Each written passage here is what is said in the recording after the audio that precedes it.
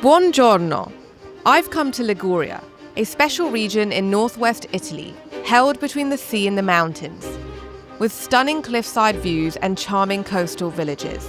This is the fabled Italian Riviera, and its beauty surpasses many others in Italy. It's no wonder why Liguria has so often been a source of inspiration for songwriters, poets, and filmmakers.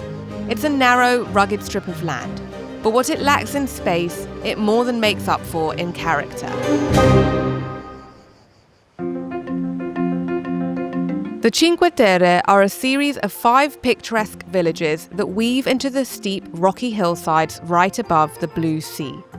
It's common to address the region's maritime history, given the city's seaside positions. But what people don't know is that the region has a long history of viticulture, with some of the country's steepest and most storied vineyards.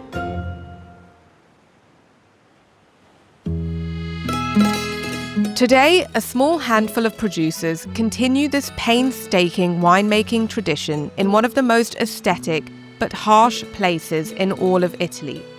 After a long academic career, Bartolomeo Lercari decided to revive and replant the family's vineyards, which sit high above the town of Vernazza. Me and my wife, we left our job in Pisa. We went back to Vernazza 28 years ago to make again this hill as it has been for 1,000 years. Cultivate with vineyards. So there was no vineyards here when you came? This place was just a forest of pine. Wow. We replanted we replanted everything. all of the vine. All of the vine in this vineyard.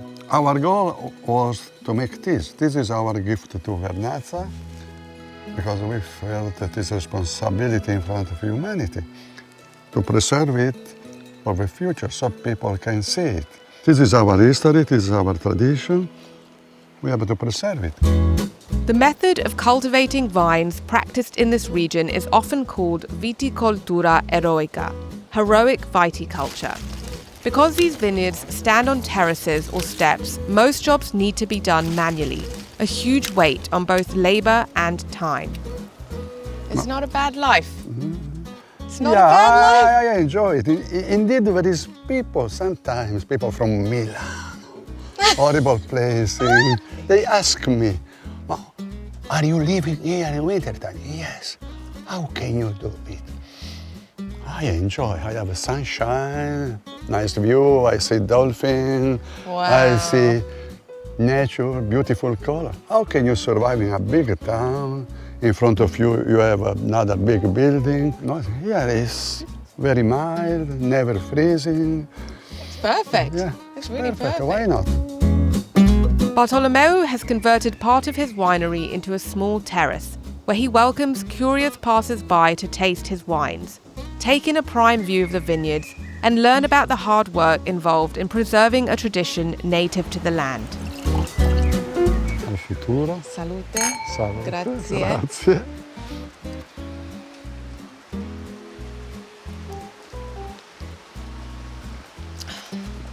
Yeah, it's refreshing. Crisp. Fresh, crispy, yeah. It's good with seafood and the beach.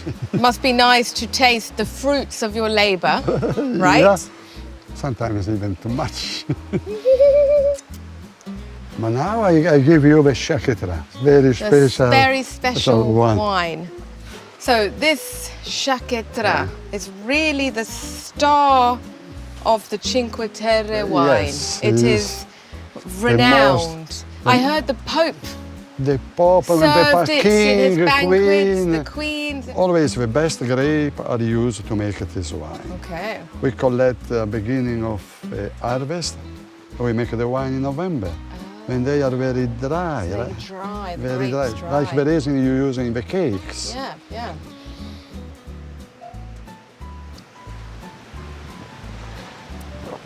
Oh, that's delicious. Yeah? It's not so. It's a balanced sweetness. Yeah. It still does retain a hint of acidity, but it's got a very nice balance.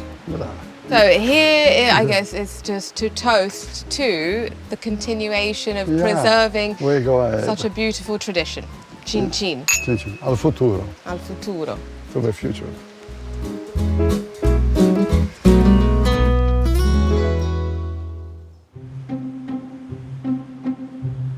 Perched along the rugged Ligurian coastline, the 5 villages of Cinque Terre each boast an ancient fortress, originally built to defend against Saracen raids.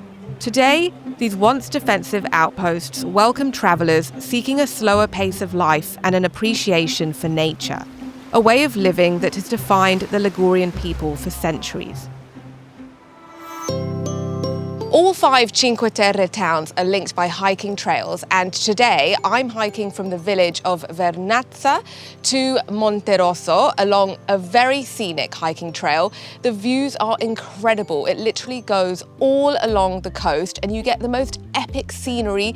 You get views of the Vernazza village when you leave, and hopefully I'm going to see some incredible views of Monterosso when I arrive. But of course, when I'm doing these sorts of hikes, it's literally like uphill, downhill, it's rocky paths, very uneven. So you can imagine like carrying my big main camera with me to capture it is really quite challenging. That's why I'm using the Insta360 Go Ultra to capture my hike and all of the incredible scenery. It's got a very, very clever, sleek, square design with a flip-up screen. So it's a perfect camera when it comes to travel vlogging. It's incredibly lightweight and portable. So literally I can just detach it from its little pod. It becomes even smaller and it only weighs 53 grams. I just need to show you compared to my mobile phone, for example. Look at the difference. Some of the accessories make it even smoother when you're filming to capture all that's going on around you. So for example, the magnetic pendant, which I love, I can literally just like drop this under my top and then it will magnetically attach to the tiny Go Ultra, which means I can be hiking up and down the hills. I don't have to worry about where I'm treading. Am I going to fall over because I'm sort of concentrating on what I'm filming? It's just so easy. It's great because whilst the camera is attached to the magnetic purse, the little screen that I've got on my hand here is showing me exactly my POV, so I can see what I'm capturing, which is pretty awesome. Obviously, quality is so important, and the camera shoots in a beautiful 4K resolution and a buttery soft 60 frames per second, which is pretty amazing because I'm getting incredible quality when I'm vlogging. It's got flow state stabilization and horizon lock, which means I can be trekking, running, cycling, jogging, all sorts of activities, and I don't have to worry about wobbly image because that just ruins a video. The magnetic design of the camera also means you can attach it to any magnetic surface and capture even more creative angles when shooting. They also have pure video mode, which makes it great for filming low light situations. Plus, with the replaceable SD card and 200 minutes of runtime, I don't have to worry about the camera running out of memory or battery when filming. Definitely consider checking out the Insta360 Go Ultra if you're a travel vlogger or just anybody else who wants to capture some really great quality content. Just click the link in my description below or scan the QR code on screen now. So I hope you capture some really incredible quality footage with the Insta360 Go Ultra.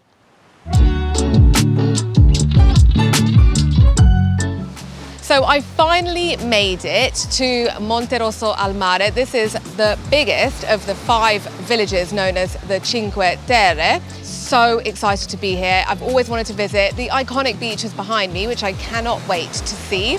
I'm going to be doing an exclusive video here for my YouTube members. I'm going to be vlogging with the Insta360 Go Ultra, and it's great because it's got a really long run time. So if you're not a member, sign up. The link's in the description below, and you get access to exclusive destinations, bonus footage, and bonus content.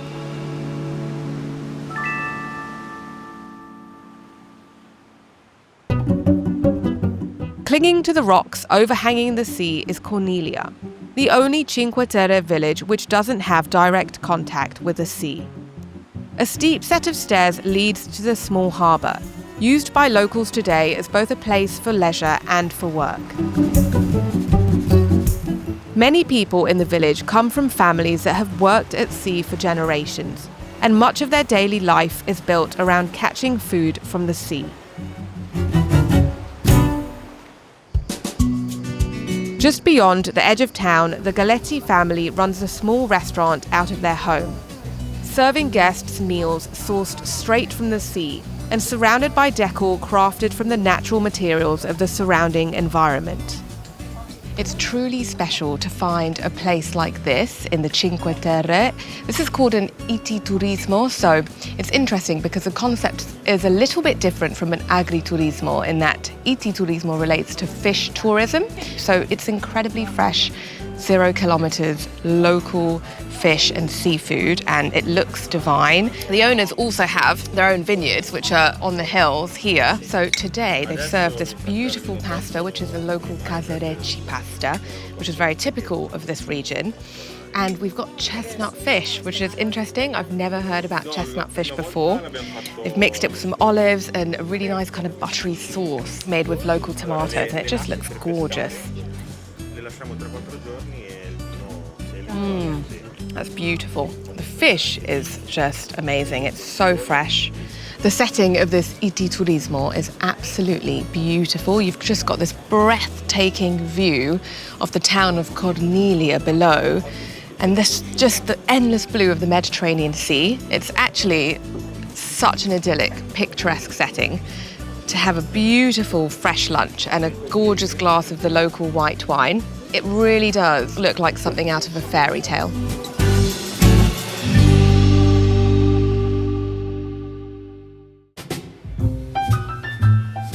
When English aristocrats encountered Portofino in the mid-19th century, the course of this unknown village of fishermen was forever changed. It became a meeting point for British high society, with luxury hotels, bars and restaurants opening. And by the 1950s, it had become the playground of the rich and famous. The outposts of luxury brands and historic restaurants are still mainstays of the piazzetta, but a whiff of newness now blows from the hills of Portofino.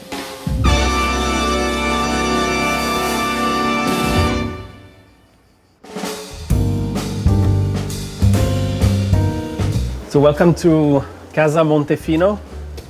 Is the house on the Monte di Portofino. This estate is where the story all started. Chris Egger and his childhood friends Ruggero and Alessandro, both Portofino natives, came together to found Portofino Dry Gin 4 years ago.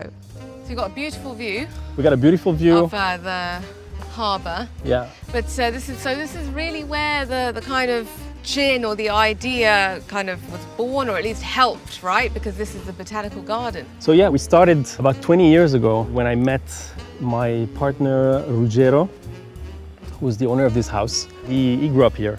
We met in Geneva, where I grew up. We always came here during the summer. We used to play football on the hill over there. So when we started talking about, what we could do to kind of have an excuse to spend more time here in Portofino, we looked around and we said, okay, well, we loved gin at the time. We're drinking a gin tonic and we said, okay, what can we do? And we thought of the botanicals that we had available here. I feel like there is a special air, there is a fragrance that comes from here that we kind of can build on and then try to reproduce it in order to create what we call the Portofino taste. The hills above Portofino are sheltered from the sea, creating a humid microclimate that's perfect for growing botanicals. See, those are juniper berries. Oh, okay. We use a lot of the local juniper berries to make the gin. And it smells like gin. It does smell like gin. You do smell the taste of the gin. Yes, that smells delicious. God. You smell the taste of juniper, which is the main ingredient in our gin. Interesting. So this is a nice sage plant. I can smell it already from here. You can really smell it. This one is very, very fragrant.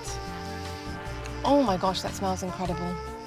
And in our gin, it gives this kind of earthy, very full flavor that remains at the end of your tongue, and it gives a nice long finish to our gin. Mm-hmm. So this part is all exposed towards the sea. Mm-hmm. Careful with your head. And you see a lot of botanicals that we grow here. This is the rosemary we use in the recipe, and a lot of it comes from this plant because it's perfectly exposed. You can see it really thrives here. This is like a perfume. Comes right out of the essential oils. Yeah. This is beautiful, yeah. It's a tiny lemon that you get all this nice essence coming out of it. We're also going to use this for the cocktail. For For Chris and his friends, the most important thing is to keep the essence of Portofino at the heart of this project. Paolo is Ciao, Paolo. our global brand ambassador. He grew up here. So you're trying to make cocktails? Yeah, local ingredients and local producers. And so it's made with Portofino gin, obviously. So it's nice trying to keep everything as local as possible. You know, we always take what's fresh, and Yeah. in that case, we grabbed the basilico. Exactly. On our way here, we grabbed the lemon, we squeezed it, so everything is fresh, and this is how you make a true Chilometro Zero drink. Grazie. Let's have a Grazie. try. Salute. Salute. Salute. Salute.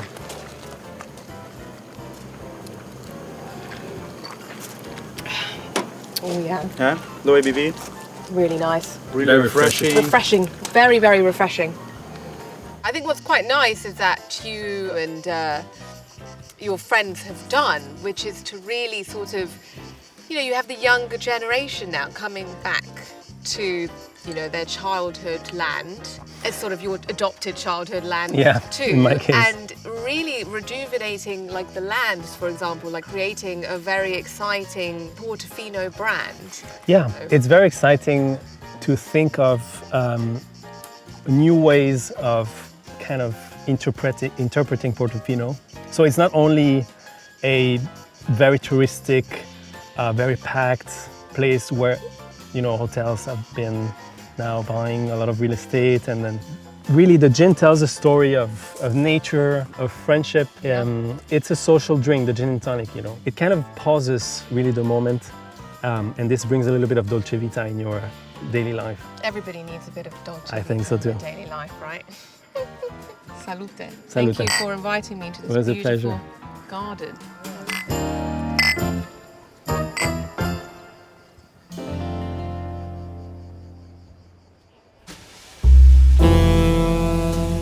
Portofino's true beauty comes out once the sun begins to set and the day trippers have departed. The slower pace allowing one to fully take in the privileged position of this fairy tale village by the sea. Wow, Portofino from here looks beautiful. I can see why it's such an iconic town in Italy, because it really is something out of a movie set. Especially the views of the yachts in the harbour. It's very much the classic postcard image, I'd say, of Portofino. And it is very much like that in real life. It's actually quite nice finding this little spot further around from the main piazzetta, just away from the crowds, because you can kind of really soak it in and enjoy the scenery from here. And there's no better way to enjoy an evening in Portofino than with a glass of the local Portofino wine, which is actually made here, and some local charcuterie. So it's all from the Liguria region. Delicious. Italians do cheese and salami so well. It's a bit of a cliche, the dolce vita, but sitting here right now with this view of Portofino and the Castello Brown in front of me, I really do feel like this is the embodiment of the dolce vita.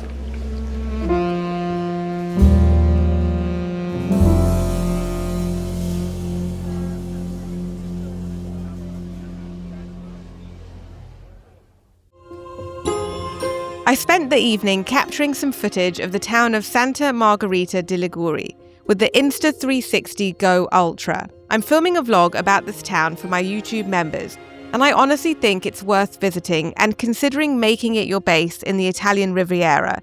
It's an absolutely beautiful city.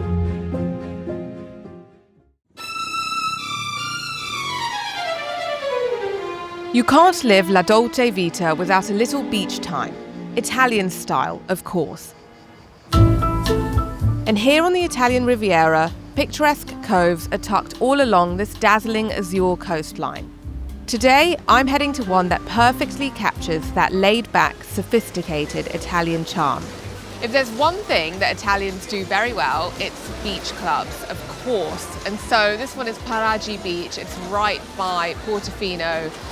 So this is a beautiful place to come and just spend the day. You've got several very chic beach clubs to choose from. I'm in one of them now, and you just get a gorgeous view and a really gorgeous glass of crisp white wine and some beautiful food. Of course, you've got to think that this place is very synonymous with celebrities. A lot of them come here, and I definitely feel like this is the true dolce vita. I suppose if you have that notion of what is a dolce vita, I would say this is it. An absolutely gorgeous Mediterranean beach. I could get used to this life, really.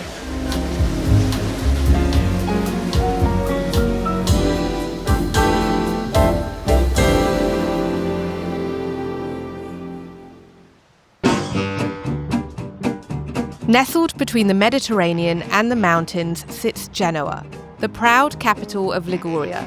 It's an elegant city that sharply differs from the wild, untamed landscape further inland.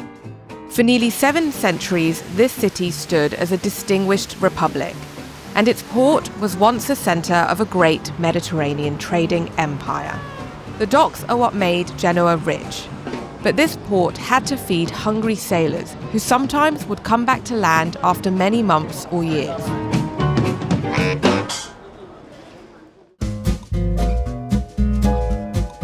I'm meeting up with Angelica, a Genovese-born food researcher and cookbook author who's introducing me to some of the classic street food specialties. We're starting off in the Peruggi, once controlled by Genovese merchant families. These narrow alleys that form Genoa's historic centre have remained virtually unchanged for a millennium. And if you know where to look, you can still sample historic recipes from centuries-old institutions. Buongiorno! Buongiorno! Wow, this is a lot of focaccia. So they do many different types then, apart from the classic. Yes, onions.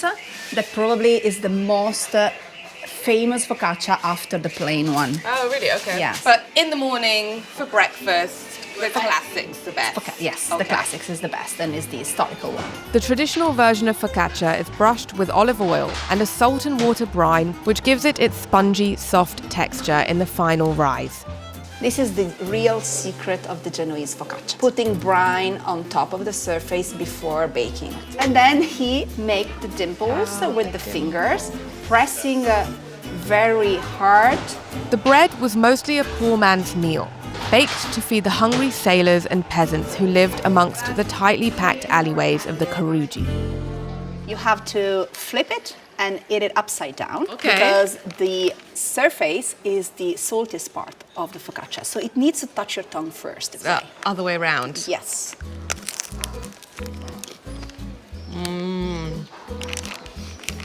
Very salty.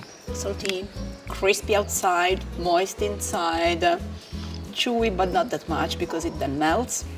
It's really, really good. This was the breakfast of and still is the breakfast of the port workers.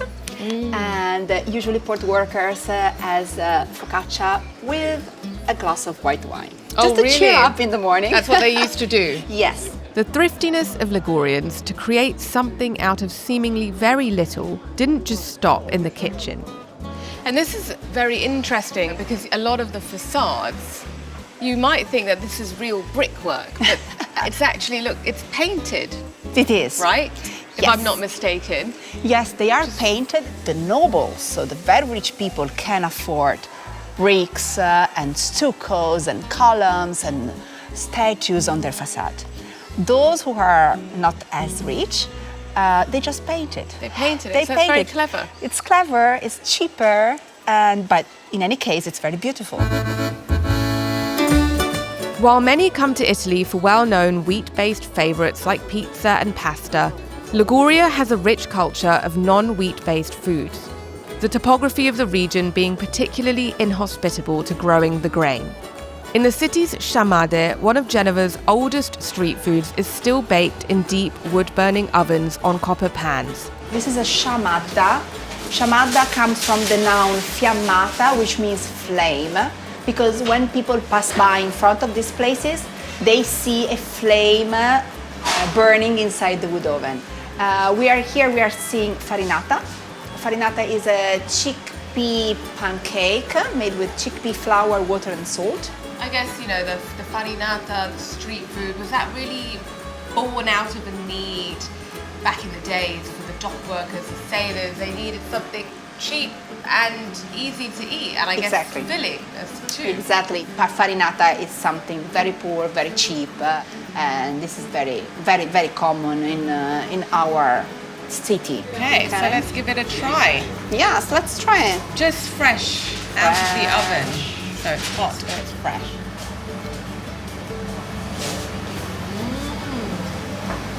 It's delicious. Crispy on the outside, nice and soft on the Creamy. inside. Sometimes people say it seems that there is cheese inside or Yeah. milk inside or something like this. Instead, it's just chickpeas, flour and water and salt, and that's it. And clearly it's very popular because Yes, there are a lot of everyone people. has arrived. They for the know that farinata. around noon he takes out the Yeah, farinata. then everyone comes for their farinata.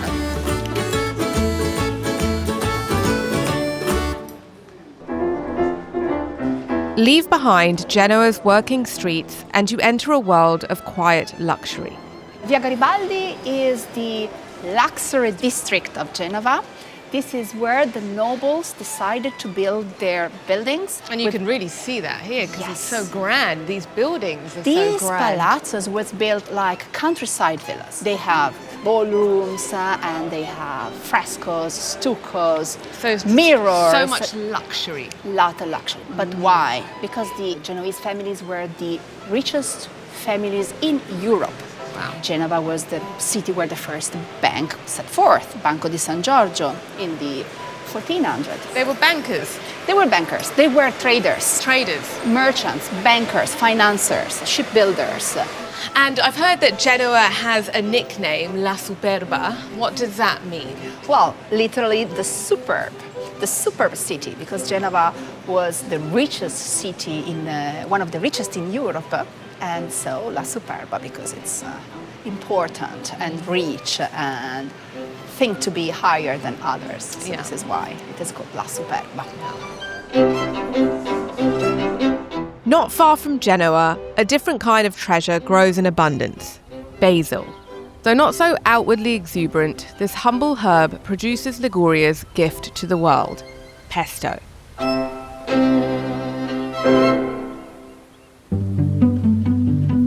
Allora, qua sopra ci sono le serre dove cresce tutto il basilico. So this is the greenhouses where they grow in the Yes, basil. yes. Bernardo Manziti runs Locanda Tortuga in Genova's Old Town. This morning, he's bringing me to the basil farm where he sources only the finest for his restaurant. And this is Piercarlo, Ciao, my Pier. wonderful grower of basil, Nice okay? to meet you. The best Okay. grower in the city, ciao. So these are the babies, okay? And we love to have young leaves, grow very fast. This is the perfect size for the sweetness of the ending pesto that we love in our restaurants, okay? This is why we only buy from Pierre. Pieri built his greenhouses high above the town because the microclimate is perfect for basil cultivation. The crop is bathed in salty air from the Mediterranean Sea below. Perché questa è idroponic, this is Ipo- hydroponic. okay? hydroponic. So it grows in the water with all the nutrients inside the water. Ah, bene, bello. Wonderful, very sweet. That is it smells nice or not, incredible. Mali? Smells beautiful. The sweet aroma of basil has a way of awakening the appetite. Luckily, just down the coast in Bogliasco, Bernardo's friend Marcella owns a charming family home, which she often rents out for special occasions. It's amazing. Yes, it is. In a setting straight out of an Italian postcard, Bernardo is giving me a lesson in the timeless craft of Genovese pesto. There's basil, of course, Parmigiano, extra virgin olive oil, garlic cloves, salt, pepper, and pine nuts, all crushed together with this. Okay, Malini, this is the most important tool, the mortaio, Wow. white marble, okay? Pick it up, okay? And try, Is it all? Ah, this is heavy. Is it or not? Because this is all marble. Of course, pure marble, 100%. So listen, Malini, now we start with the rock salt and the garlic. I love garlic. I think Yeah, the we more love garlic garlic, the too. better. Italians Yeah, love but garlic. not too much. Not okay? too much. Because you know Italians has also to kiss people after having the lunch, so not too much garlic, okay? We have rock salt in the mortar and we start to give some. Italian we say pestiamo. Well, the word pesto, okay, the word of the sauce, pesto, is basically the verb pestar, okay? Oh, I That's the see. point. We put a generous pinch of pine nuts. You know, Genoese people are very proud of the pesto, okay? Because pesto for us is a serious matter. We invented the pesto and we are very proud of it, okay? So now we are gonna add the leaves of the basil, okay? So we add leaves. So everything is done by hand. Absolutely, darling. Yeah? Every time is made by our hands. Do you wanna go ahead? Me? Yeah, go try. Oh my gosh, okay. So I'm holding it with one hand. Holding with one Even hand. it's already heavy. Yes, and try to go. Is this okay? Absolutely wonderful. Yeah, I'm not so bad. You know, here in Italy, cooking is always a matter of creativity, of love and passion. So we really love to add our personal taste on everything that we do in our life, Food and is especially really an art. cooking. Absolutely. Yeah, food is an art in Italy. So basically, we want to wash the pesto, okay, Oh, with olive oil wow. and even the mortar, okay. And this is Ligurian olive oil. Absolutely, from Alassio, only made with Tajasque olives that are the race of Ligurian olives, okay? The color is beautiful. Beautiful, okay? Can you scent the garlic? Huh? I told you it was not too much, no? It's filled with olives and garlic and also the raisin of the nuts, you can feel it, no? I love the Delicious. garlic scent especially, It's no? already making me like salivate a little Very, bit. very powerful and nice. And now we have to add the last ingredients, that is the best 24-month Parmigiano Reggiano, aging, okay, in God. cellars. As I told you, no, always be generous, okay? Always be Always be generous. Now you have to try, no? I can't. Would you? Yes, I cannot wait to try it. Let's have a Right. little taste. Voila. Oh. How is it? Oh my God. Am I good in making the pesto? Oh my gosh, that's spectacular. Okay. Now let's go make the pasta, no? Yes, I cannot wait. Absolutely, me too. Ooh. Pasta of the day, pesto with trofie, a typical Genovese pasta. Well, only 3-4 minutes, not more, because in Italy, you know, we love pasta al dente. Very, very important, eh? We tend to overcook our pasta in the UK and I'm America. not saying this, you are, okay? I lived in UK for a while, so I know. You weren't impressed with the texture of the pasta. I know you, okay? Va bene, allora, so let's put the pesto now in the bowl, okay? Voila, more pesto coming, okay? We need to put some water with the starch, very, very important, to make it creamy, okay? But the water has to melt and mix with the oil.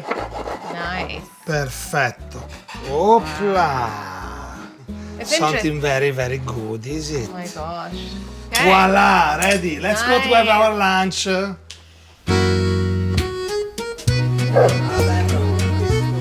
In typical Italian fashion, lunch is a big family affair. Joining us are Bernardo's wife, daughter, and brother. Marcella, her mother and father, and Marcella's partner. Okay. Thanks everyone. Grazie Marcello. Grazie. Salute. Salute. Okay. How much hungry you are? Okay. Voila.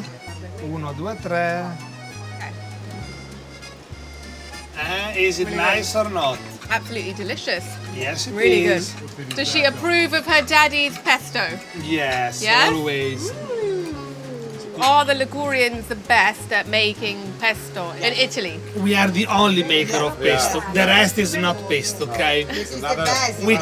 We can call it green sauce of something, but it's not pesto, okay? very much special to Liguria.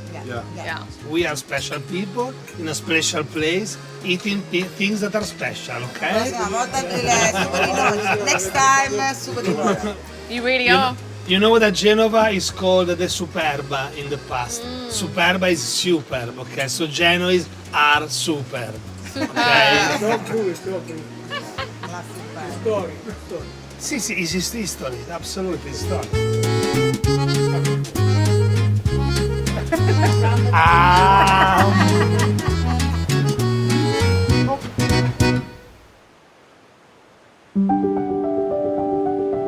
Liguria doesn't reveal itself right away, but if you give it time, it starts to open up.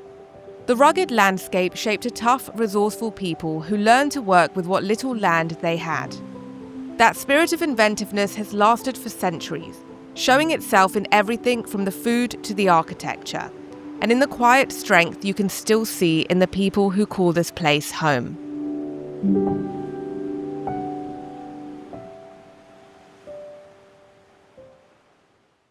Thank you again to Insta360 Go Ultra for sponsoring this video. I've been so impressed with this little camera that makes vlogging and capturing special moments so easy and enjoyable. Don't forget to visit the link in the description below or scan the QR code on screen now to get yours.